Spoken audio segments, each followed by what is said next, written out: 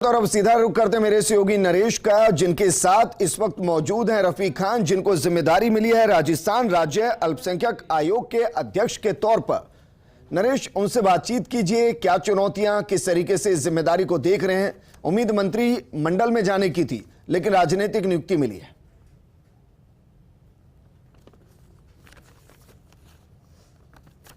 जयपुर के तेज तर्रार विधायक और पहली बार ही विधायक बने रफीक खान, हालांकि बात थी मंत्रिमंडल में शामिल होने की, लेकिन कुछ गाइडलाइन ऐसी थी आला कमान की जिसके कारण मंत्रिमंडल में जगह नहीं बना सके। लेकिन जिस तरह से सियासी संकट का समय हो या अन्य कोई जिम्मेदारी जो मुख्यमंत्री ने उनको दी है, उन्होंने बखूबी निभाया और उसी का इनाम मिला है उनको राजनीतिक नियुक्ति के रूप में।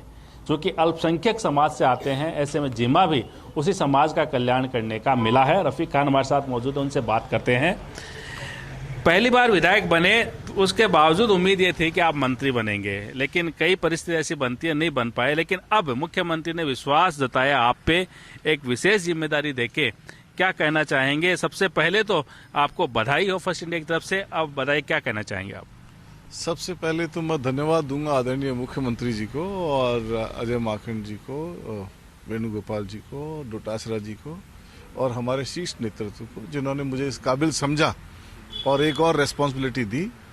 पहली बार के विधायक को ये उम्मीद नहीं होती कि उसको कहीं जगह मिलेगी, लेकिन मेरी हमेशा से इच्छा रहती है ज़्यादा से ज़्यादा काम करने की। वर्कॉलिक नेचर है और मुझे जो जगह मिली है वो भी काम करने वाली जगह मिली है, तो मुझे पूरी उम्मीद है और मैं पूरी कोशिश करूंगा कि मैं, जिन्होंने मेरे को इस पद के लिए सेलेक्ट किया है, चूज़ किया है, मैं उनकी उम्मीदों पे खरा उतरूं और हर उनकी परीक्षा में मैं ये साबित करूं कि मैं जो वो सोच के, जिस सोच के साथ उन्होंने मेरे को इस पद से नवाजा है, मैं उस पर पूरा काम करने की कोशिश करूं और खरा उतरूं। अल्पसंख्यक समाज हमेशा कांग्रेस के साथ माना जाता है और उस समाज को फिर से कांग्रेस के साथ बनाए रखने के लिए कहें कि ये जिम्मेदारी आपको दी है ताकि उनके कल्याण से जुड़ी जो भी योजना है सरकार की, उनको आप लागू कर सके। तो क्या जो है आपकी प्राथमिकता रहेगी? क्या माने कि जो जिम्मेदारी दी है उसको किस तरह से निभा पाएंगे आप? देखिए, जिस तरह का माहौल आजकल देश में होता जा रहा है और ख़ास तौर से मुझे पीड़ा हुई कल परसों जब प्राइम मिनिस्टर ने स्पीच दी और कांग्रेस को कुछ बातों के लिए जिम्मेदार ठहराया। मैं उनको बताना चाहता हूं कि कांग्रेस को वो ये भी जिम्मेदार ठहराते हैं कि देश की आज़ादी में अगर सबसे बड़ा कंट्रीब्यूशन किसी पार्टी का है तो वो कांग्रेस पार्टी का है। कांग्रेस पार्टी ही वो पार्टी है जिसने देश को आज़ादी दिलाई। इन लोगों की एग्जिस्टेंस नहीं थी तब। और आपने अभी देखा होगा कि एक अल्पसंख्यक समाज की लड़की का एक वीडियो वायरल हो रहा है और पीछे बीजेपी के या विश्व हिंदू परिषद के कुछ छात्र जय श्री राम के नारे लगा रहे हैं। तो हमें जय श्री राम, हमें जब हम श्री राम के बारे में बात करते हैं तो उनको मर्यादा पुरुष कहा गया है और ये मर्यादा ये सिखाई नहीं है जय श्री राम ने। ये चीज़ें नहीं सिखाई कि एक लड़की के पीछे आप जाओ और उसके पीछे जाके इस तरीके से एग्रेशन में नारे लगाओ।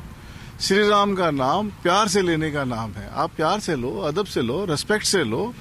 मर्यादा पुरुषोत्तम थे वो।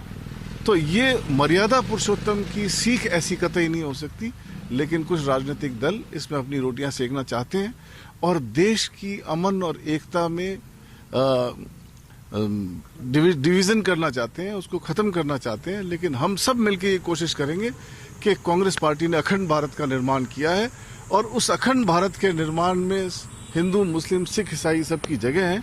हम मिलजुल के काम करें, न केवल अपने राजस्थान का, जयपुर का, बल्कि पूरे देश में एक अखंडता का मैसेज दें और अपने पूरे देश का नाम रोशन करें। क्या ये माने इस जिम्मेदारी के बहाने आपको अल्पसंख्यक समाज का एक नया चेहरा बनाने का भी प्रयास है? जयपुर में 2 अल्पसंख्यक विधायक है, आप और अमीन कागजी। तो इस दौर में फिलहाल आप आगे निकले नजर आ रहे हैं। देखिए, आगे और पीछे की कतई बात नहीं है। हम दोनों मिलजुल के काम कर रहे हैं और मिलजुल के काम करते रहेंगे। ने अगर मुझे जिम्मेदारी दे दी, इसका मतलब ये नहीं है कि अमीन कागजी साहब को जिम्मेदारी नहीं मिली है। उनको भी जिम्मेदारी मिलेगी और मेरे में और उनमें कोई फर्क नहीं है। जितना काम मैं कर सकता हूँ, हम आप आने वाले समय में देखोगे एक ही गाड़ी में जाएंगे, एक ही गाड़ी में आएंगे, कोई भेदभाव नहीं, कोई फर्क नहीं। हम सब जयपुर के विधायक, और खास तौर से जो आप बार बार ये एक बात कह रहे हैं कि अल्पसंख्यक समाज, कांग्रेस पार्टी 36 कौम की पार्टी है और सब समुदायों को, सब समाज को लेके चलती है। मैं भी ये कोशिश करूंगा कि पूरे राजस्थान में ये मैसेज दें कि कांग्रेस पार्टी 36 कौम की पार्टी है, सब समाज को लेके चलती है। उसी कड़ी में मेरे को एक जिम्मेदारी मिली है और मेरी पूरी कोशिश होगी कि मैं अपनी जिम्मेदारी का निर्वहन अच्छे से अच्छे तरीके से कर सकूं। आखिरी सवाल रफीक जी, जो 3 साल में आपने मेहनत की, जो आपको जिम्मेदार दी, चाहे वो बाड़ेबंदी के समय की जिम्मेदारी हो, चाहे विधानसभा के दौरान की जिम्मेदारी हो, उस जिम्मेदारी का निर्वहन करने का फल मिल गया आपको? देखिए, ये इस टीम के कैप्टन आदरणीय मुख्यमंत्री जी अशोक गहलोत साहब हैं, और अशोक गहलोत साहब वो कैप्टन हैं जिन्होंने नाको चने चबा दिया अमित शाह को भी। तो वो पहले गुजरात में जब इलेक्शन था अहमद पटेल साहब का, तो पहला सबक तो वहां सिखाया, फिर उनकी अकल नहीं आई, फिर वो राजस्थान में आ गए और राजस्थान सरकार टॉपल करने की कोशिश करी, दूसरा सबक यहाँ सिखाया। तो ऐसे टीम लीडर के नीचे मैंने काम किया है और मुझे खुशी है कि उन्होंने मुझे इस काम के लिए चुना। तो मैं पूरा अपना समर्पण, पूरी कोशिश करूंगा कि उनकी जो भी एक्सपेक्टेशन है उस पर मैं खरा उतर सकूं। बिल्कुल, उम्मीदों पे खरा उतर सके, ये इन्होंने कहा है। लेकिन ये तय है कि इस जिम्मेदारी से अल्पसंख्यक समाज के एक नए चेहरे के रूप में उभर रहे हैं रफीक खान, और अब जो इनको जिम्मेदारी दी है, देखना होगा इस जिम्मेदारी का किस तरह से सभी को साथ लेके वो निर्वहन करते हैं। कैमरामैन संजय के साथ Naresh Sharma, first India news, Jaipur.